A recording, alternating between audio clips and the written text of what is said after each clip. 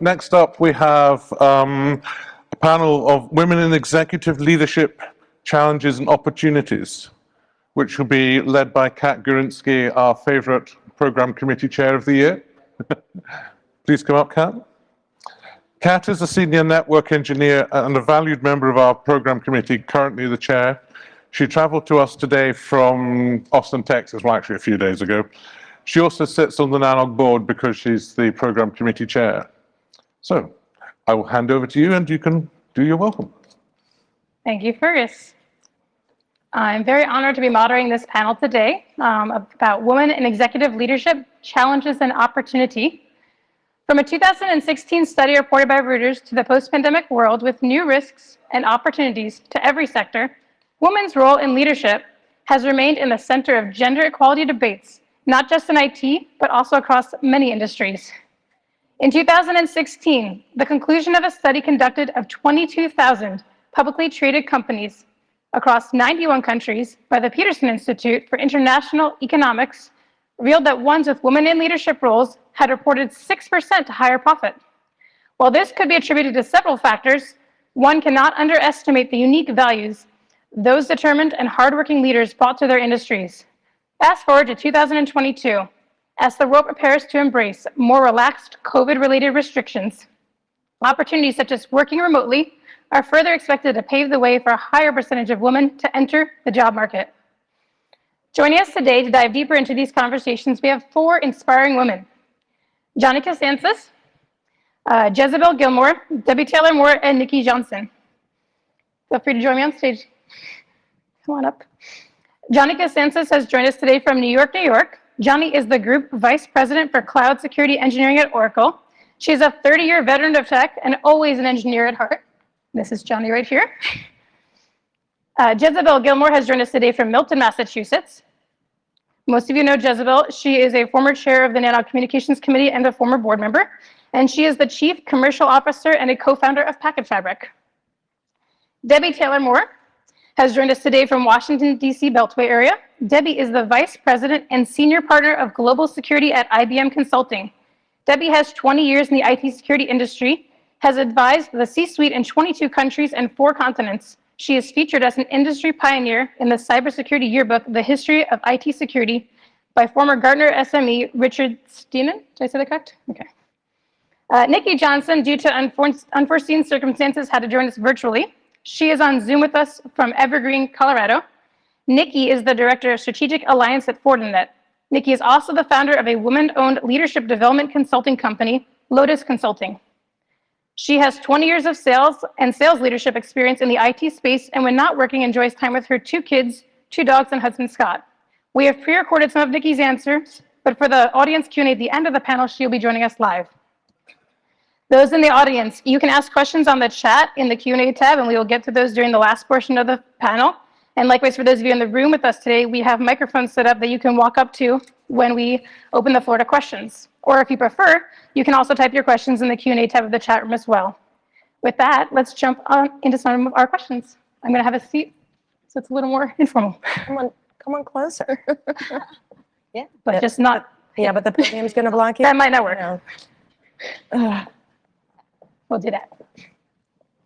It works. Yeah. Can we see everybody? We see? Yeah. All right, you all see everyone? All right.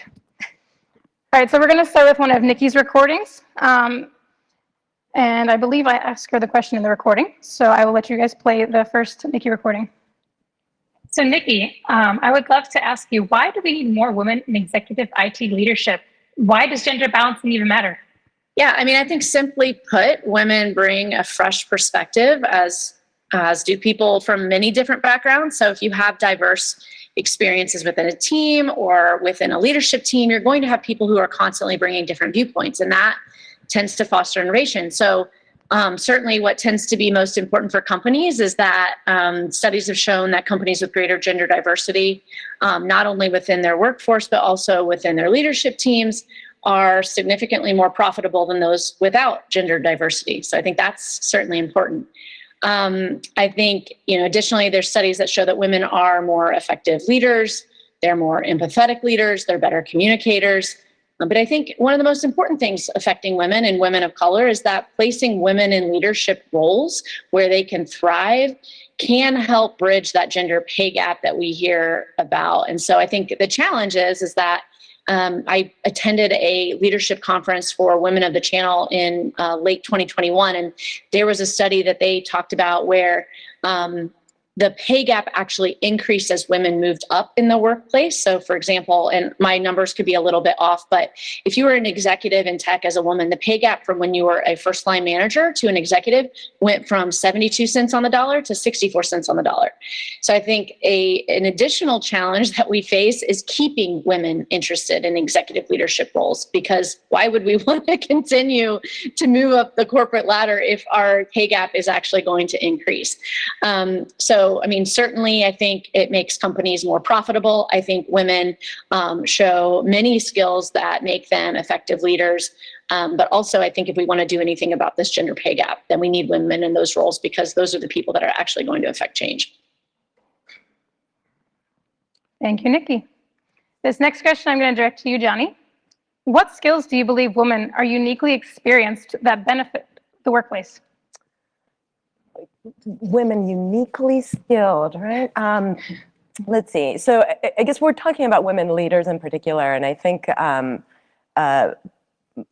hopefully the rest of the panel agrees, women have definitely a natural affinity toward negotiation, I think, and toward finding common ground. And that is definitely, particularly in tech leadership roles and engineering roles, where we want to be innovative, we want to foster ideas, but at the same time, we want to converge on sort of the most efficient or the minimum viable. I often find in a group that women leaders will steer the conversation toward a resolution or a path forward that folks can agree. Look, I mean, these skill sets, when we talk about a particular gender having them versus another, they're not unique to a gender necessarily, but it's more about, do we encounter it more often, I would say. I don't know if you have anything to add, Jezebel. So I started Packet Fabric because I believe in collaboration, and I think that's a nature to most women. And not to say that men are not into collaboration, but I think many men are raised to be individual, to compete against each other, and women tend to collaborate more. And in leadership culture, in women in leadership positions, also promotes collaboration more, in my personal opinion, than men. And I find that a lot of male allies in the room will also follow suit. So there's a kind of a mutual learning that happens as a result of that. And I don't know if you have a different take or an additional. Oh, I would agree. I think that one of the real attributes that women bring to the table is empathy. And sort of the inclusive nature of, we tend to be sort of natural consensus builders. And so we want to make sure that every voice is heard, and we want to make sure that everybody's contributing. And I think that's a strength and something that helps to get you to the point where you have moved forward and progressed, whether that's a project or an initiative. And from an employment data perspective, I think that empathy plays out in retention, morale, right? So when we start talking about these payoffs and having a diverse workforce, not just gender, neurodiverse, we want folks to stay and to thrive. And a lot of the emotional health and feeling heard, I think contributes to that. So there you go. Thank you. That's great. Jezebel, I'll direct the next question to you. Let's discuss the challenges faced by women to enter the IT world of IT leadership. What is the hesitation, and how did you personally enter the leadership space? I think there's a lot of different types of challenges. Yes. First of all, there are just not that many positions in the leadership roles. And second of all, I think women are generally more critical of our own qualifications, not skills or abilities, but our own qualifications. I think I read statistics what that said that women who reads a job description that see that they meet 90% of the job description and think that they are not qualified because they don't meet the 10%, but men reads the job description and when they only meet 60%, they apply. So I think that there's additional internal drive that needs to say, you know, I am willing to step up to become a leader. And to be in a leadership position, in my personal experience, it's not about somebody putting you in a position. It's about you stepping up and willing to make the commitment and take the responsibility. Because you're not just responsible for a project or yourself, you're responsible for all the people that are going to be working with you and for you. And so whether that's, you know, your employees, that's your customers, you're going to be responsible for a lot. So are you personally willing to take that responsibility and say, yes, I'm going to do that no matter how hard and whatever it takes. So you asked me how I got started, and I actually got started in this community as a volunteer in NANOG. And Betty, who was our executive director, had asked me to join the communications committee. And I said, yeah, I love the community and let me come in and help. She supported me, she mentored me without me knowing that I was actually being mentored. And I participated in the board meetings as the chair of the communications committee. So I learned the thought process of leaders, you know, what do they think, why do they think certain ways? And then, and I felt, you know, if they can do that, why can't I? Right. I want to riff on that a little bit too, because, you know, obviously we have a lot of men in the audience as well, and many of you are probably managers, leaders. So you may or may not know that women tend to be quite self-critical when it comes to reading resume qualifications or feeling like they're ready to step up for that management position. And being aware of that can actually help you bring some of your very qualified would-be managers up. And we just had a recent experience here. One of my phenomenal managers, Cam McGahan, is here, and a longtime NANOG speaker and member. And he knows very well that we had a couple of candidates that we promoted, women to managers. But one in particular, when we asked her whether she was ready, all the self-criticality came out. Why not? And I'm this many months away, and I feel like it should have this certification, that training. Bottom line was that, yes, she may have been a couple months off from the certifications or qualifications needed, but the manager said, I'm going to help you. I'm going to help you step into that. You are ready. Trust me, we're in it together. So this is sort of a little bit of a teachable moment here for our audience, and I hope some folks are walking out, so maybe not so teachable.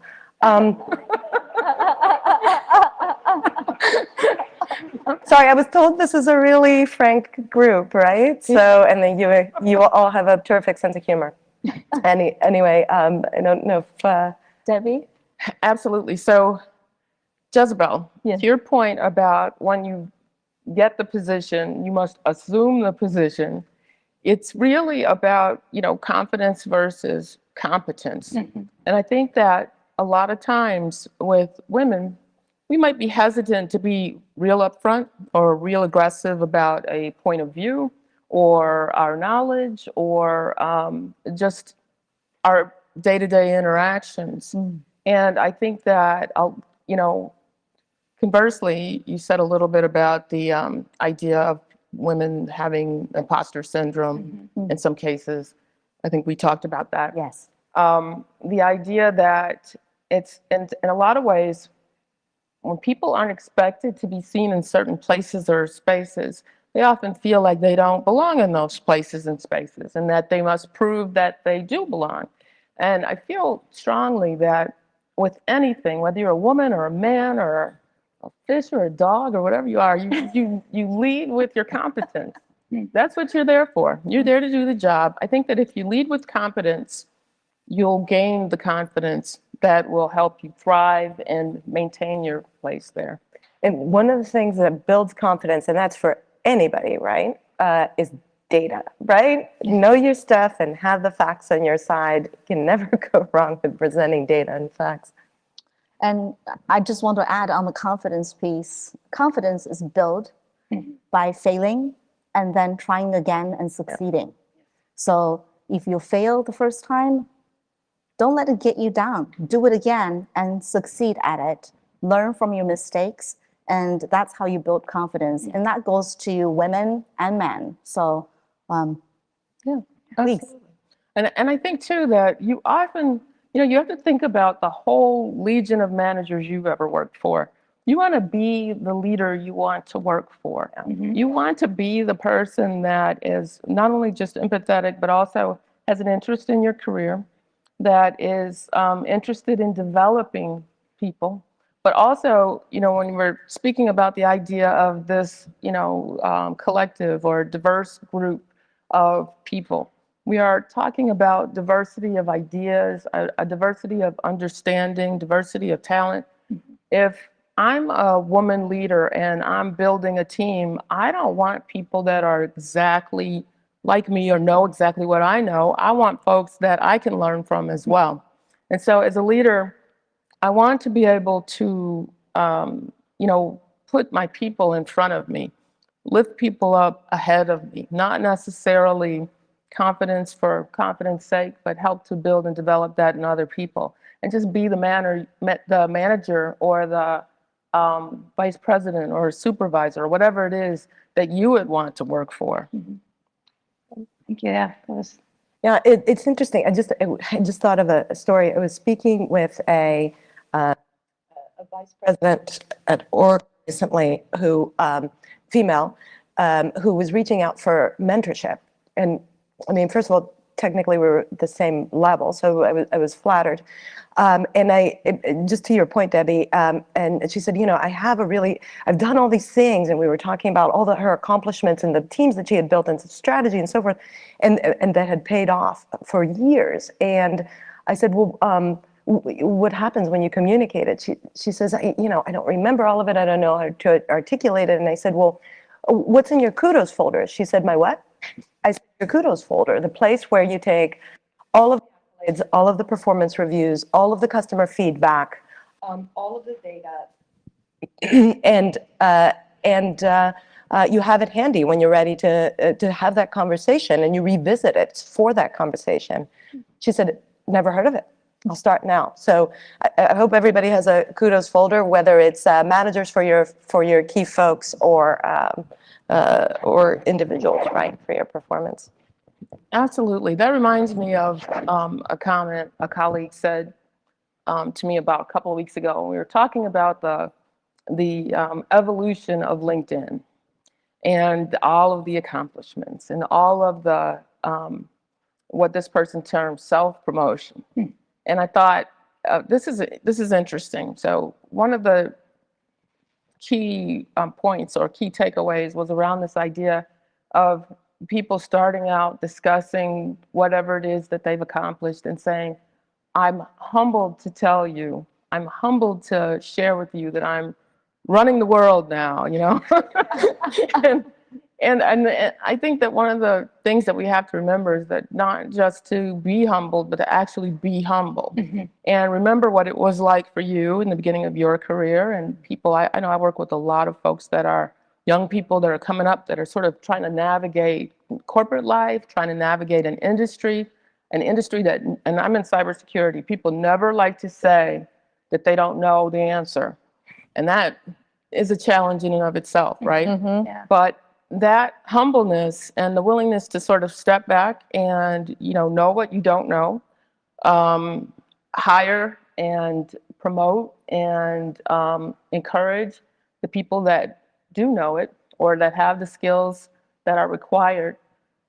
Make sure that you are, again, like putting those people up front. I see instances sometimes where there are managers that have folks that are really strong contributors. Ask yourself as a leader, are you going to the next management meeting promoting that person's idea, or are you taking on that set of ideas as your own? And that's something that happens a lot in our industry. We don't appreciate the deeply technical in the way that we should. A lot of times business is speaking for the technical folks. And I think that, you know, when it comes right down to it, it is about being humble, knowing what you know, knowing what you don't know, and being authentic. And I think that those are traits that all of us share to some extent or another, but we need to be reminded. Yeah.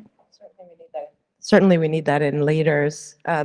One thing I wanted to, you're kind of spawning all these other thoughts. One thing that we've had a lot of success with, and again, this is getting a little bit away from the gender sort of specific stuff, but it used to be, at least for me, admitting to sort of maybe this fixed mindset for a bit there. It used to be, well, how many years have you been doing this? And how many certifications do you have? And that denoted experience. Well, our younger, earlier in career employees are showing up with, first of all, they're showing up as autodidacts, right? Self-taught.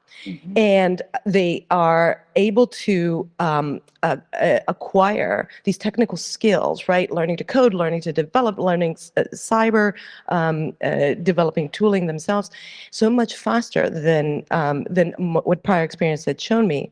And so we see that potential there, and we're realizing that these earlier in career people are actually maturing faster and have, you know, promotion potential. And in fact, one person in particular I'm thinking of, we've had to promote him 3 times in a year and a half because he just, by virtue of just being self-taught, is kind of leaping through all the stages. So we should also be open to sort of this new world, if you will, of the evolution of employees, and be looking to the earlier in career folks for this very rich development pool. I want to add a little to that, and I think that's really well said, absolutely. But just to go back to the building confidence piece, I think as a leader, we are after results all the time. We talk about data, but you have to realize that employees and the people who follow you are humans. They are not perfect, and they're going to make mistakes. So in order for them to gain confidence, gain competence, gain additional skill set, and learn on the job, on the fly, you have to give them room to make mistakes. And so I was recently in a situation where I learned this phrase. It's DUIF, and it was, you know, delivered to me. And if you don't know what it means, you can probably look it up on Google. And so when I heard that said to the group of people, I was shocked, because the culture that we want to promote to everyone that we work with is be creative, drive yourself, be motivated, and find the solution that you need to find, whether it's inside the box or outside the box, right? And if you're telling somebody, you know, if you mess up, you're going to lose your job, then nobody's going to go out of their way to do the best that they can. They're going to try to do what they must so they don't lose their job. And so as a leader, you should never do that. And so as leaders, especially as women, female leaders, and I want to encourage everybody to do something, to give your best, even if it isn't the right thing for that particular project, incident, and so that you can grow as an individual, because that's what leaders are supposed to do, to help the people around you grow. It should never be punitive, for sure. And in fact, a lot of times, and I think you've all had this experience where you even step in front to give some protection to that manager or that individual that may have tried, erred, and needs that second chance, and so you fall on your sword in front of the customer or the boss or whatever it is, and say, hey, you know, we were innovating here, we broke some eggs, we'll fix it. Those are all really great responses. I resonated with a lot of what all of you said. I feel like I'm going through a similar experience right now with the NANOG board. Since as program committee chair, I get to sit on the board as a non-voting member, and I really think it's such an amazing opportunity to get mentorship experience from all of these more seasoned engineers and leaders in our community, because it is a confidence issue. If you'd asked me a few years ago would I ever consider running for the board, I would have told you I'm not qualified. There's no way. And now I've got a totally different perspective about what that means to actually be on a board. I've never sat on any board before, you know? And then you were talking about imposter syndrome as well, which I just want to mention. For those of you coming and joining us at lunch after this, Manju from AWS is actually going to do a little presentation about imposter syndrome, which I think is not unique to females. We may deal with it slightly more, but I definitely have male colleagues that have told me they've dealt with imposter syndrome where you just don't feel like you actually know the things you know and feel like you're always proving yourselves. So our next question I'm going to direct to you, Debbie. Sure. Let's talk about the challenges encountered by the female leaders to succeed, so not enter now, to succeed in their positions, which we talked a little bit about. But what are some of those changes that individuals and organizations can make to allow women to enter their leadership? I mean, we've semi-covered this already, but what else can we do to help promote and grow our women into those leadership positions? I think that, you know, I think one thing that's always really powerful is if you want to ascend to a leadership position, or if you are a leader who wants to, you know, develop a pipeline of folks that you think are uniquely suited for certain roles, that shadowing people is extremely important. I think it's really important. Like you said, you were on the board, then you realize, like, I'm on this board, I'm right where I need to be, right? Yeah. But that's that experience of really sort of understanding what's happening in the hallowed halls of leadership. And I think that, you know, in a lot of ways, we all sort of thrive in these types of environments where we're solving tough problems, but we're also, many of us, somewhat introverted, I would say. I think that that's kind of like a trait in tech that I think most people would probably agree that we're not beating our chest necessarily over the first thing or the last thing that we've accomplished. And I think that for women, it's even more so. I think that we have a tendency to hide our light under a bushel, so to speak, and also to not to feel like it's not a positive trait to talk about what we've accomplished necessarily, or, you know, the projects that we're working on. We're very team oriented. And I feel that with organizations and with developing women leaders, that it's not that an organization has to go do something totally different than what men would do or what they would do for male leaders. I think that for everybody that's in the room, the real take-home message is, imagine that new manager or that new executive that's female that comes to join the team. Imagine that she's your sister or your mother or your aunt or your friend, and think of how you'd want to treat her. If you want to include her in all of the conversations, both formal and the informal ones, think of how you'd want people to treat her in her own setting. And I think it's just, again, I hate to keep using the word empathy, but it is sort of down to that. It really is. And because I don't know that there is a particular systematic formula that corporations need to put in place. But I think we as individuals just start thinking that way. I think it goes a long way. I would add to that, I liked your point about, you know, we tend to sort of hide our light a little bit. It's not just women. I think all of us find ourselves in conversations with our senior manager, and there's an opportunity, and you want something, you want to do something there. You want to increase the scope of your team. You want to get additional investment. You want to make the case for those resources for that project. And yet you're not telling the story of what it is that you've accomplished yet that make you worthy of that, because we think, well, that's a self-aggrandizement. The thing to remember is that if you're talking to a VP, SVP, they're busy. They probably barely know you, let alone the scope of your work. You're giving information that is key to making that decision and that investment in you. It is not a billboard to yourself. It is investment that becomes extremely important to deliver, so that you can accomplish some of the things that you need to for yourself and for your team that benefit the company. So there is that as well. I absolutely second that. As an executive, you can't know everyone all the time and every detail. So what you're getting as Johnny said, is the detail, the information, the data.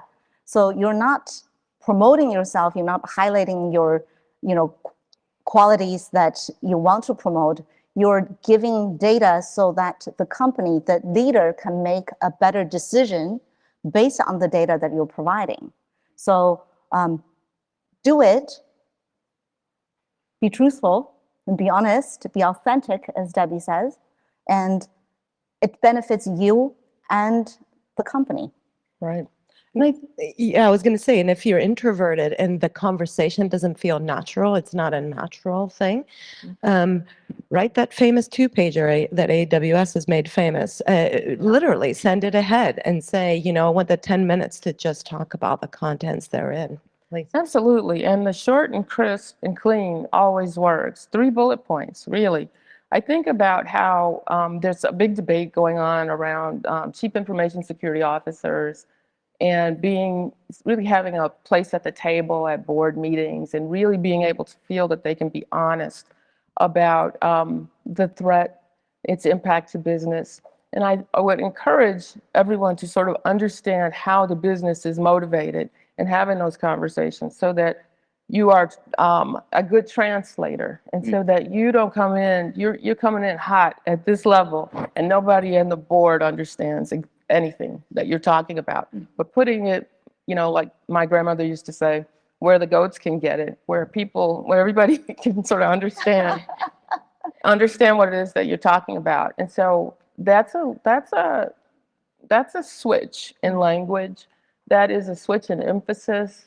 It's finding what are the crown jewels and the things that the people you're addressing really care about and translating your own language to one that they can understand and one that resonates with them.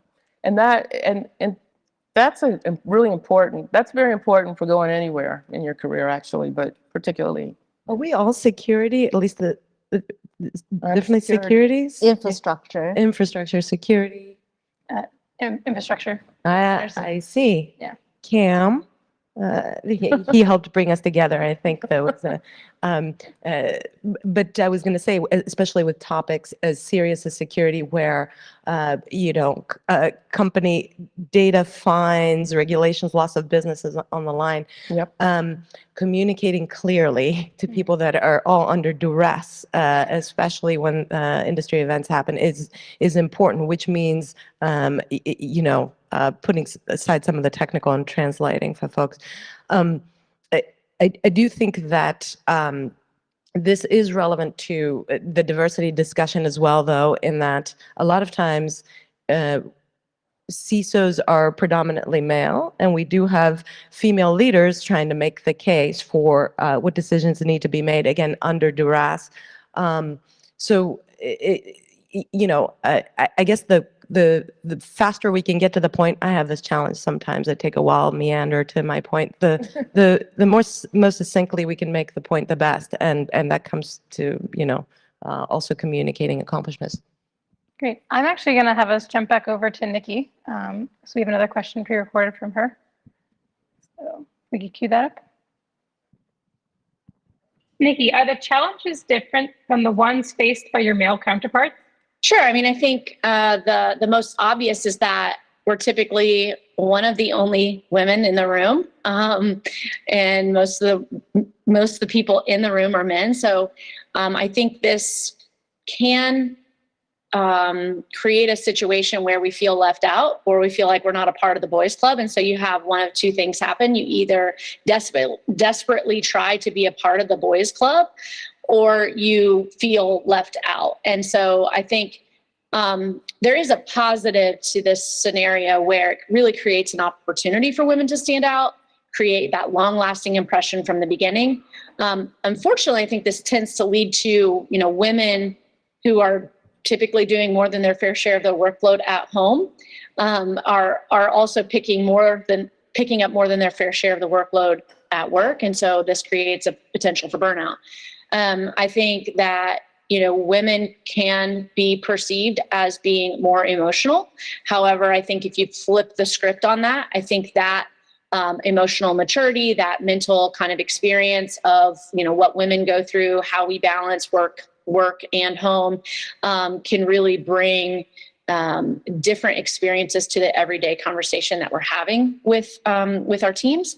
And then I think, if we think about how different it is from the male experience, I think where we tend to fall short as human beings is that we all need to be a part of this conversation. I think men need to be a part of this conversation. They need to be part of the solution when it comes to hiring women, retaining women, which is huge, and promoting women.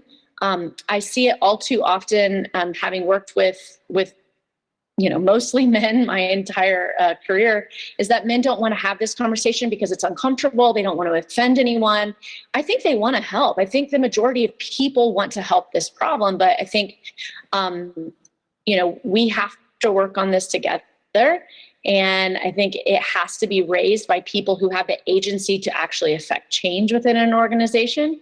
If we don't work together, it's going to be, at this rate, I think 180 years before we have parity between male and female leaders. And obviously that's too long. Thanks. Is there anything any of you wanted to add on that before we go to our next question? I was thinking as Nikki was speaking, as far as, walking into a room and really being the only one of you, I was thinking in the reverse too, which is more to, I guess, the women in the room. We too have, I think, some bias that we need to check ourselves on. So I remember I used to travel a lot, speak in all over the world, and quite a few times in places like Abu Dhabi and Dubai, where on matters of security, where literally I think I would be probably the only woman for miles in these large conference centers, and so my assumption was always that I was not being taken seriously, particularly maybe in that part of the world where it was just so starkly male, and it felt culturally distant to me. And I remember in one presentation I finished, and there was literally a queue of these gentlemen in the dish dashes to speak with me as a follow-on, and I thought, okay, we all have a certain amount of biases, and that doesn't mean that we discard them. They serve us a purpose, but we also need to park them to allow for the opportunities that are in front of us to surface, come to light, and for us to take advantage of them. So I love about what you just said, because that bias isn't just towards others, right? The bias is towards yourself often. But so check that, always check on your unconscious biases, because I think at one of the Women in Tech lunch in the past, I'd spoken about unconscious bias, and we all have them. If you think that you don't, you need to check again and need to check often. Yeah. Because sometimes, I often think hotel food is terrible. And, and we go to a lot of conferences and you have to eat hotel food, and, sometimes I'm surprised. I was like, oh, that was really good. And so be open-minded, and that's actually a quality in leadership that you really need to have. Be open-minded. And as Johnny said, that bias does serve a purpose, right? It's nature. But help yourself recognize that you have that unconscious bias, and it makes you a better leader, a better human being, and it opens up a whole new world to you that you otherwise wouldn't know. Yeah, and I would go further and say that sometimes the unconscious bias is women toward women. I would say, at least my own experience in my career, I've been helped more by men than any other group. And I would say that people that recognize your talent and they are willing to mentor or are willing to include you or willing to support what you're doing, those are people that are sometimes stepping out there a bit from their peers to do that, and it's appreciated. But I would say that a lot of times we don't always support each other in the way that would be both necessary and helpful. So instead of thinking of your role, particularly as you had mentioned earlier, Nikki, about how there's so few roles at the top, so to speak, And that, there's this sense of scarcity that, oh, if this person gets promoted, then I will miss my spot there, and so on and so on. Like people sort of plotting out their future path. And so with this scarcity, when women show up in spaces where there's maybe one other woman or two other women, they're not always supportive. And so, the goal is always, instead of being, the queen bee, and they call that the queen bee syndrome or whatever, where the woman's mean to the other women. Syndrome. Yeah. But instead of the queen bee, the team bee. Like, look to find a way to help to nurture either the next generation of women or the folks that. Jumping off of that, actually, I want to go a little out of order from our agenda and jump to Nikki's other recording, because she actually talks about an experience of, this woman and woman competitiveness that didn't necessarily need to be there. So if we could, I know it doesn't say we're doing that next, but if we could cue Nikki's last pre-recorded. Let's talk a little bit about the future of female leaders in IT. I would love to hear your best and worst moment as a female leader. Okay. Not proud of this. I will start with my worst. And I don't think it's a moment. I think it's I think it was sort of a systemic issue. So for many years, starting off in my career, I'd be on a team with all men or almost all men. And the system seemed to just sort of be set up where there was only room at the table for one woman. And I think it's very easy to get caught in this trap as a high performing woman, team member, to see that anyone else coming in was a threat to my own placement within the team. And so I think that, this was perpetuated by, people perceiving that this is female drama or cat fighting. And so I've spent a lot of time thinking about my role in those relationships with other women that I'd either worked for or worked with. And I had a moment maybe 5 years ago where I worked with a female boss who was not much older than myself. And I just feel like I was the worst version of myself. We might have both been the worst versions of ourselves working together. I didn't trust her. I wanted to outsmart her. I wanted to be the very best because that was where I was used to being on all male teams, was having to work twice as hard for the position that I was in and having to just prove myself at every turn. And so I think that power struggle for us was very difficult. We don't work together anymore. We are friends, but it was through that exchange and subsequent apologies to each other for the behavior that we both kind of brought to that relationship that I recognized my own challenges with having been the only woman for most of my career. I think it's very easy to fall into that trap of kind of liking to be the only woman. And we really need that gender parity and diversity on a team. So I'd say that was my worst. I'd say what my best moment has been is recognizing that as a problem, being able to step back and really evaluate what led to that insecurity. I mean, a lot of it had to do with the fact that whenever I worked with another woman, they were fantastic. They were top of their game. They were the best in their respective teams because they've had to be. And so I think, now I think this leads to a lot of burnout, like I mentioned, and a lot of situations where women are pulling a lot more weight at home and at work. But I think that's a separate conversation. But in terms of what I've kind of tried to atone for in my own career, it's really mentoring women, fostering those relationships versus looking at this as a pie and only having so much pie to go around, and really just trying to kind of change that and not look at this as this is what I went through, so this is what you're going to have to go through as well. Thanks, Nikki. So, so we're getting closer to about 17 minutes left. Fergus, how are we doing on questions in the queue yet? Nothing. Okay, so we'll keep going. Then we've got plenty of questions to keep busy with. Does anybody in the room want to ask anyone questions yet? Do you want me to open up for Q&A here? Let's take one question, and then we can jump back. We got rescued from the best and worst moment. That was good. I'm coming back to it though if we have time. Hi, I'm Dinesh Babuta in personal capacity. I've got a few comments to make and also maybe a question. So let me just read them out. I was taking notes at the back.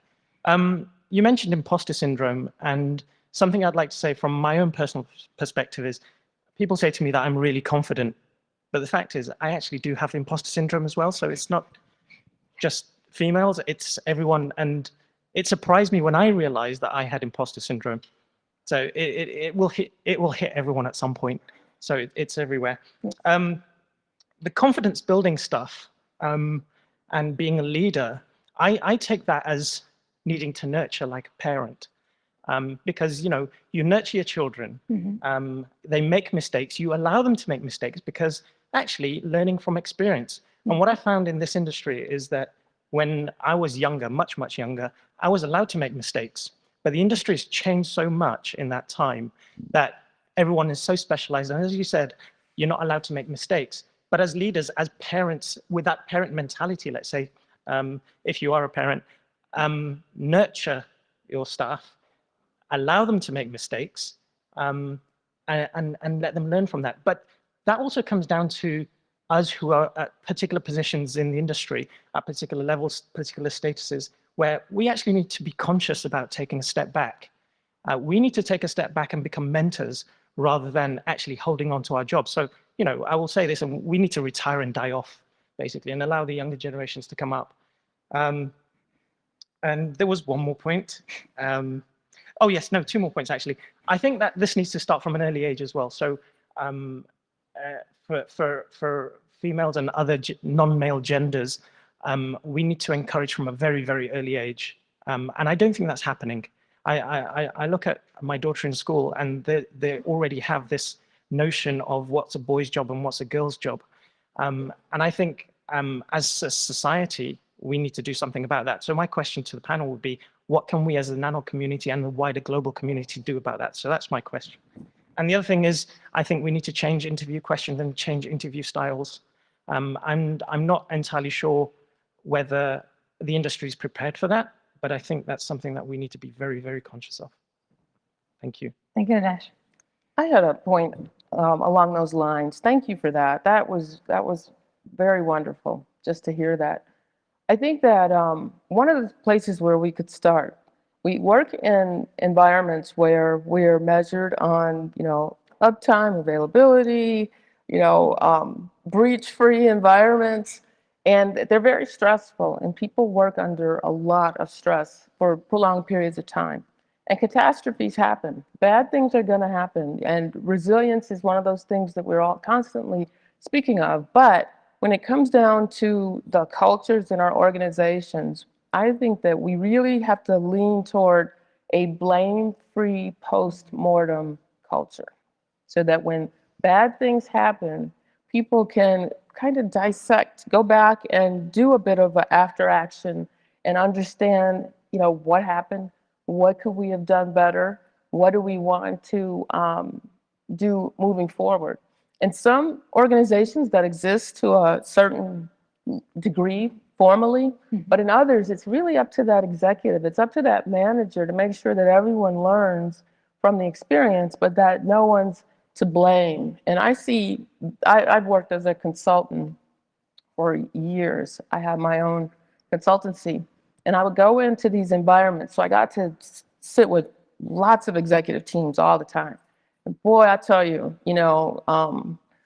it's very true that at a certain level, it's, success has many fathers and failure is an orphan, that nobody will sort of take the blame for the really tough stuff. But as a leader, that's what the buck should stop with you. And you should help your folks if they need that kind of assistance.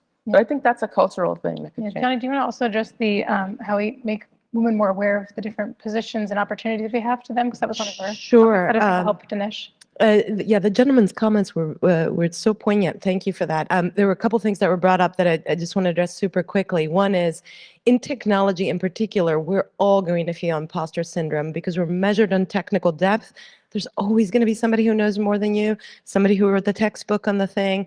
Make peace, right? Make peace with the fact that you know what you know, it is good, you contribute.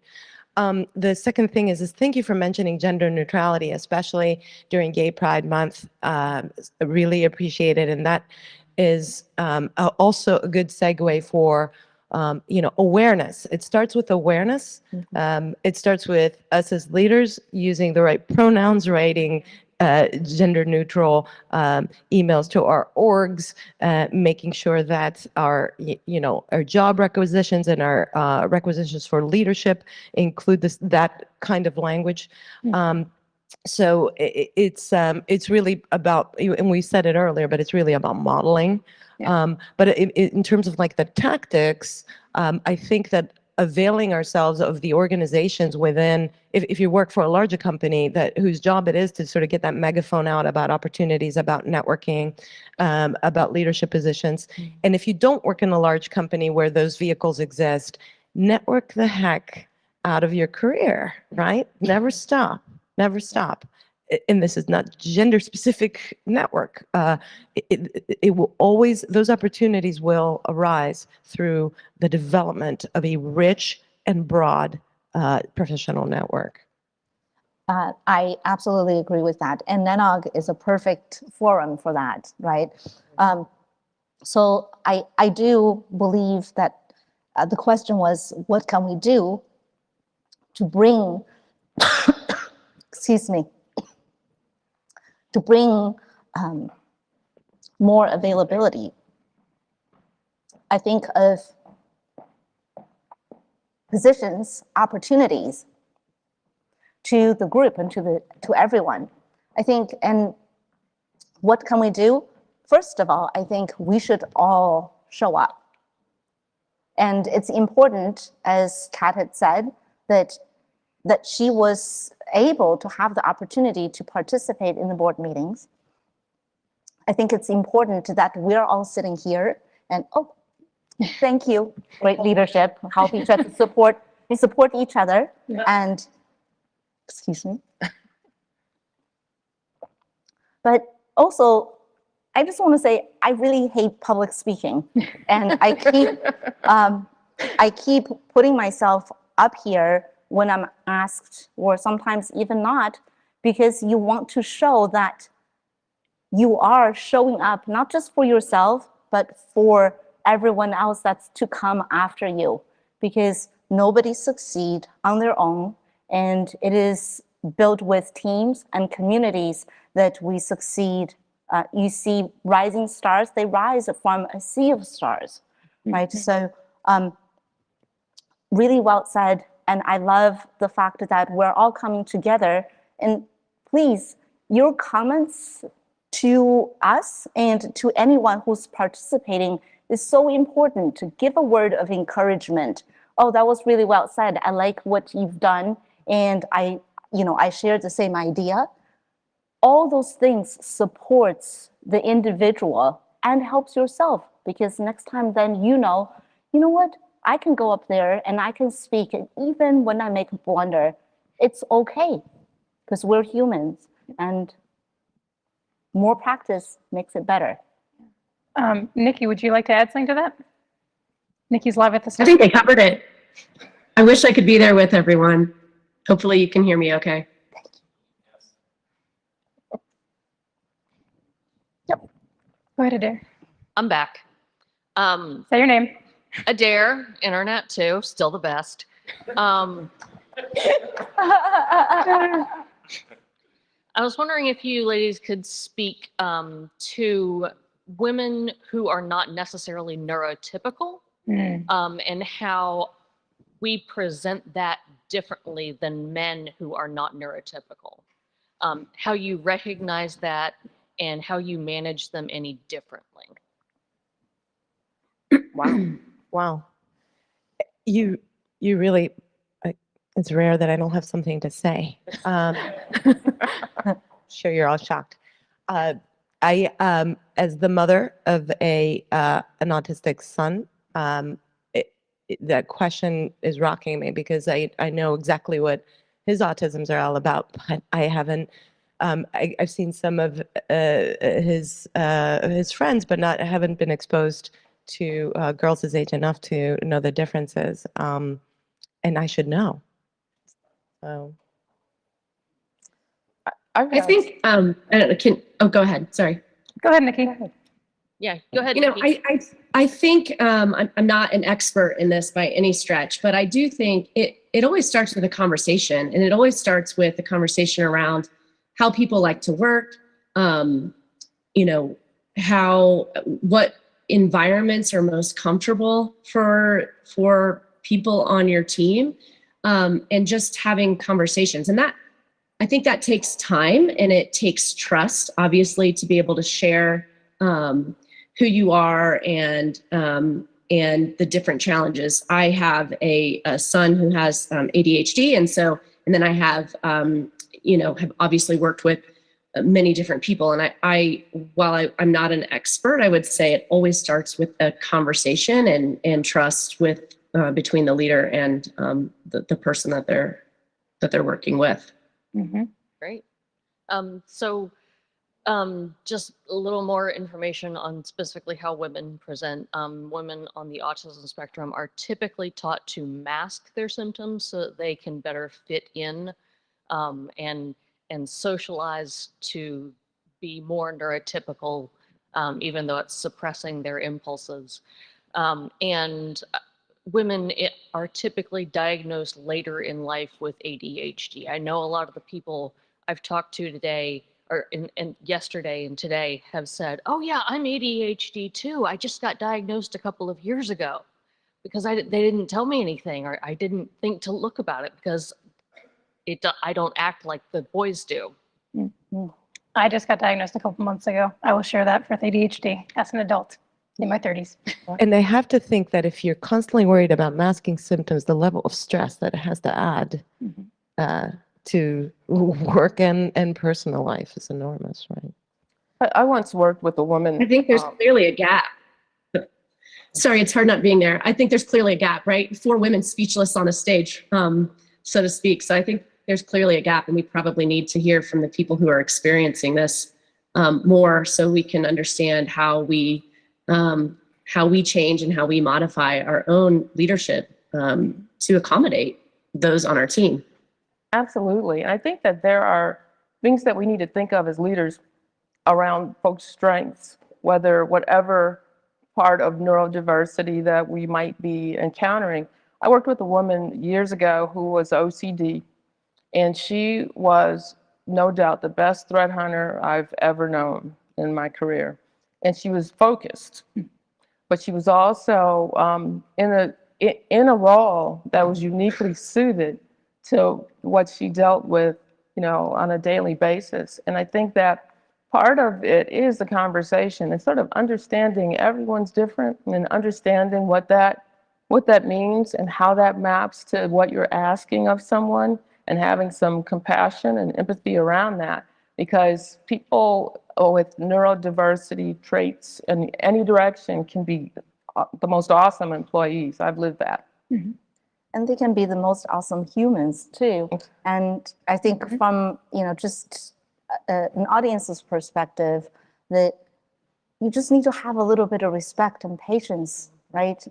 I'm not a native English speaker, so it is always super nervous for me to come up on stage because, oh my God, I can't get my tenses right. I'm not using the correct verbs. I don't know that particular vocabulary. But guess what? It's okay. And I think that you have to, and here comes the, allow yourself and allow others to make mistakes. Be kind to yourself and be kind to others, and just give yourself the room and say, you know what? I'm human, and it's okay to get my voice out and get my ideas out. And if I don't deliver it perfectly, it's still okay, because it's more important that I deliver the idea. Hi, good morning. My name is Mateus Pacheco. I'm from Triton Digital company, Triton Digital from iHeartMedia company. I have really the cheesy cliche question. Okay, I'm not going for the best or worst. Just gonna base my question on it. I'm a father of 2 twin girls, so I'm living like the phases in double, right?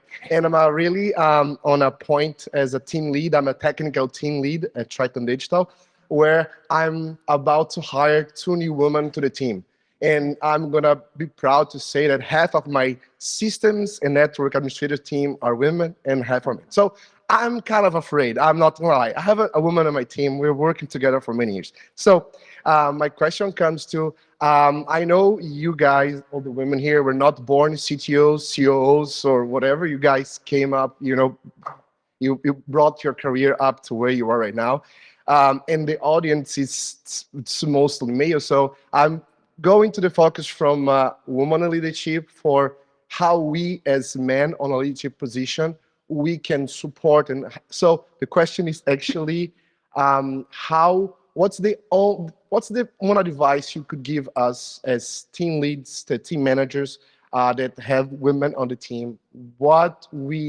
That's one single advice. I think that's the thing I'm in my position, and I think a lot of men would like to hear too. What's the advice you do as a team lead, manager? Having, that's the question. I'm going to point out real quick that we have about 30 seconds left. We can go a little over, but not too much, please, because people are hungry. So please try and keep it concise. Get to know the person, right? If it's a performance issue, if it's a root cause analysis, yes, ask the questions that will dissect the situation, but also ask questions about the person. It will be revelatory. I agree with that. It's getting to know the individual. It doesn't matter if it's male or female. And I think letting them know you've got their back and let them soar. I would say be the type of leader that you want to see. Imagine yourself reporting to you. Nikki, last thoughts? Listen, right? Ask and then listen. You'll probably get an earful. Lisa, do you have a comment or a question? Okay, I'll make I'll let you go quick. It relates to a bunch of questions that have been asked. One was with regards to the neurotypical question. I'm Les Williams, I'm from AWS. One thing that I have found worked well is affinity groups. And I think at the opening at NANOG, there is the community as well, where there's affinity groups. So in our different companies, if we have affinity groups where people can thrive, that come together and have educational series and everything, we find that helps to be more inclusive and provide a space for those people. And that is also available via NANOG. The next one is with regards, the next one is how to incorporate more young women. We have students from Howard University, and mostly women that are here, that are from the younger generation. So NANOG, through its NCI program, is already doing stuff in that regard. And I'm here as AWS, a platinum sponsor, is partnering with NANOG to make sure that happens and to make sure we reach. So I think it's upon all of us to lean in to make that happen, to make a better place for our daughters and the accessibility. And the last part, I think, also piggybacks on the last gentleman's comment with regards to advice for us men. Again, we'll be hosting the Women in Technology lunch, and I invite you all to come. You'll be hearing from Manju, who would give a use case of a real life imposter syndrome and how she's overcome that. But I say that because I'm a strong proponent for women equity, and I'm a male standing here. And I'm sure there are people of all gender spectrum that are of the same type. So what you can do is spaces where women are not. You be that advocate, you use your budget, and you get in with the women and you listen and you act upon it. So that is the allyship of male. So all the men in this room can become allies to make sure we work with the women. Those are my 3 comments. Thank you. That's awesome. Mic drop. That's really well said. Very well said. And thank you, Nikki and Johnny and Jezebel and Debbie, all for taking your time to be here with us today. Thanks for having us. This was truly great and inspiring. And yes, it is for all allies and all genders for the Women in Tech Lunch. So I'm sure Fergus is also going to remind you about that. So with that, I'll let Fergus take back over before we break for lunch. Thank you so much.